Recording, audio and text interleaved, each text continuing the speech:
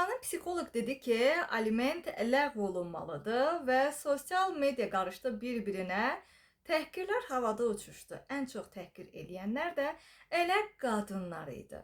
Bəli, işin qəribə tərəfi odur ki, mən bunu öz sosial hesabımda da görürəm. Bəzən diqqət çəkmək üçün bir başlıq yazırsan və o başlığın içərisində nə olduğunun fərqinə varmayan insanlar ağlına deyil, ağzına gələni yazır.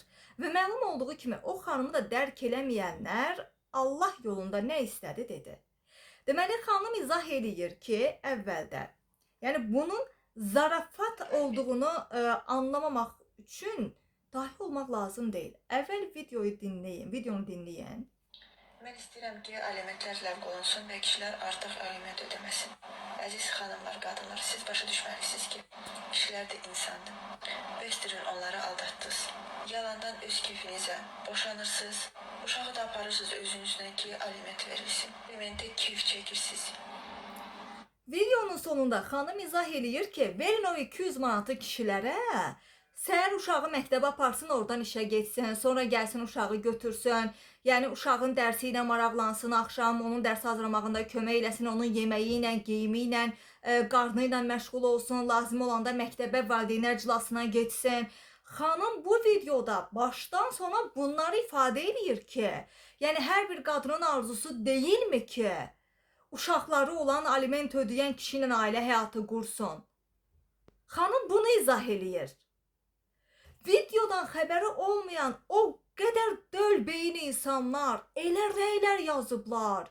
Allah sənə də qismət eləsin o kayfdan. Ay nə bilim, bax, yəni bu şəkildə düşüncədə qadınsız ki, mən hər zaman bu sözü demişəm ki, Türk və müsəlman cəmiyyətində qadının ən böyük düşməni qadındır, cahil qadın. Bax, inciməyin, amma çoxunuz əgər o videonun içərisində xəbəri olmadan bu qədər egoist, bu qədər prinsipial, bu qədər laqeyd yanaşma eləyirsinizsə, xanım sizin xeyrinizdədir. Yəni burada qadın qadının yurdu olacaqkən, qadın qadının qurdu oldunuz siz. Xanım psixoloq deyir ki, heç bir qadın 200 manatla kef yaşamır. Bir uşağın aylıq xərci, geyimi, yeməyi, nə bilim, gəzməyi, əyləncəsi, istəyi, hansısa bir İraq olsun xəstələndəki ağrı acısının dərdini bu 200 manat ödəmir. Ki bunu da çoxsa ödəməmək üçün məhkəməyə başvurur, ondan sonra gedib içəridə yatmağı belə çox ata, dırnaq arası ata qəbul edib gedib içəridə yatırlar ki, yetər ki biz pul ödəməyək. Sadəcə ayıb olsun deyirəm.